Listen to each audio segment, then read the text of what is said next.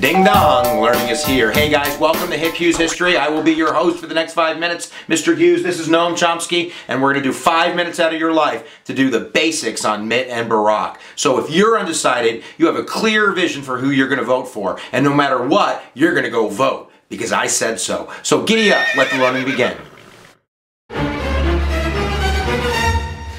Do you believe in hardcore foreign policy? Do you want to rule the world with an iron fist? That might be exaggerating. If you believe that the United States needs to take bold action in some cases, maybe military action to protect our self-interest, and hell or high water, whether the United Nations is with us or against us, we're America and we should do that, you should vote for Mitt Romney. If you believe in maybe a softer foreign policy, working in the world community through the United Nations and maybe not being as aggressive with the world, which can have its benefits and its negatives, you'll vote for Barack Obama. Healthcare. If you think healthcare is a right, that, you know, very much like the fire department or the police department, you have a right to those services through taxes, and that's the way we should do health insurance, like Medicare for all. If you think we should extend that and go more universal, then probably Barack Obama. Even though Barack Obama didn't go that far, I think that's where his head is. If you believe that is a responsibility, that the free market and the forces of capitalism, of supply and demand and competition is best, you know, serves the health care issue, then definitely vote for Mitt Romney. Go back to that 10th Amendment. Do you see what I'm talking about? Mitt Romney believes it's a state responsibility. Barack Obama believes as a country we're united and we should deal with that from a federal government, that's the most effective way to approach the problem. There you go. Abortion. If you support Roe versus Wade, a woman's right to choose, if you believe that that is a natural right in the sense that the government shouldn't be able to come in and kind of regulate that or tell you what to do, then vote for Barack Obama. If you believe that the right of the fetus overweighs the rights of the mother and that the federal government or the state should be able to come in and kind of, I guess, criminalize abortion and make women, you know, stick through that pregnancy, then vote for Mitt Romney. There you go.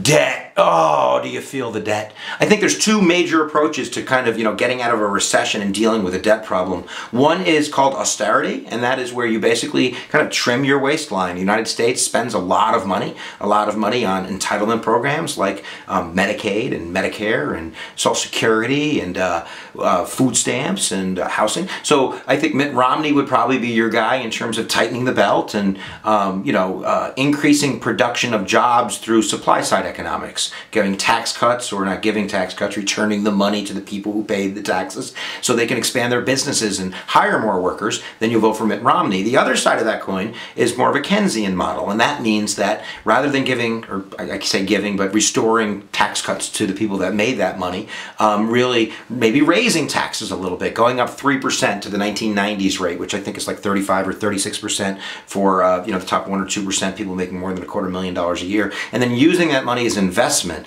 and that investment going into whether it's construction or you know, infrastructure jobs, or whether it's going towards education and expanding loans and such like that, that you are in fact creating demand because people that receive that education, receive that money, receive those benefits, spend them, and therefore it creates demand. So then supply is going to go up, which creates jobs. So again, I think that if you're Keynesian, if you believe in that model, that you'll vote for Barack Obama. If you believe in supply side, which is more of a trickle-down kind of approach, then you would probably vote for Mitt Romney.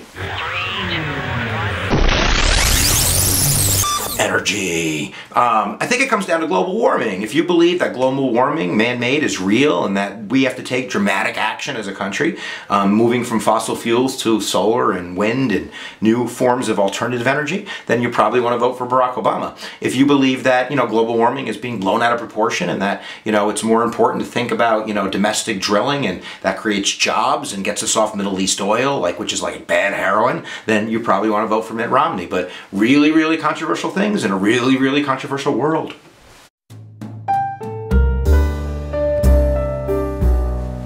Gay rights. If you believe that gays have been discriminated against and as a class of citizens they are a minority that need protection, with the 14th Amendment they have the right to marry, to adopt children, to basically be treated like all other equal citizens, then vote for Barack Obama. If you believe that they are not special citizens, that they are claiming special rights or something, that states should decide how they want to define laws like marriage and adoption laws, that it's a reserved 10th Amendment kind of thing, then vote for Mitt Romney. Giddy up.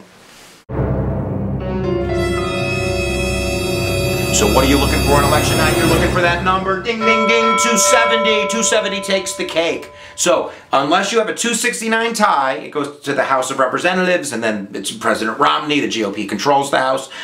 You're looking for the swing states, guys, all right? Don't get excited with California and Texas and the Deep South. We kind of know which way they're going to vote. You get excited. I want your bridge to get all burged up when you see Florida turn a color or Ohio turn a color. After that, Iowa, Colorado, New Mexico, some of those mid-Atlantic states like Virginia and North Carolina are going to be really important to the electoral victory. And then you have some states that we think know who's going to vote, but you might see Pennsylvania pull a surprise or Michigan pull a surprise, Wisconsin, Minnesota, kind of the upper Midwest up there. But in terms of states we know the coast. We know that kind of the Deep South, except for Florida, is going to go to the Republicans. The Northeast, except maybe New Hampshire, is going to go for the Democrats. The coastal areas on the West Coast are going to be Democrat, and kind of the meaty part of the central United States is definitely going to go to the Republicans. So again, you're kind of looking for that industrial Midwest section in Florida. That'll be what's important to the electoral key on election night. Whatever you do, you better vote, because if you don't vote,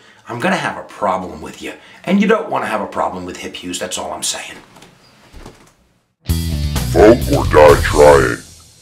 Ding dong, learning is done. So guys, make sure that you subscribe, okay? You can subscribe by clicking the Noam Chomsky. Look, click me, click me. You click him and you're gonna have fun by getting great videos all the time in your inbox. Oh my God. Make sure you subscribe in the description below to some of the other great EDU people on YouTube. I got a chance to meet them at YouTube Studios last week. My mind is still blown. And definitely subscribe to the other EDU Next Gurus, which are just filled to the brim with genius little witty videos. All right, guys, go get them. And again, remember, if you don't vote, I'm gonna kick your beep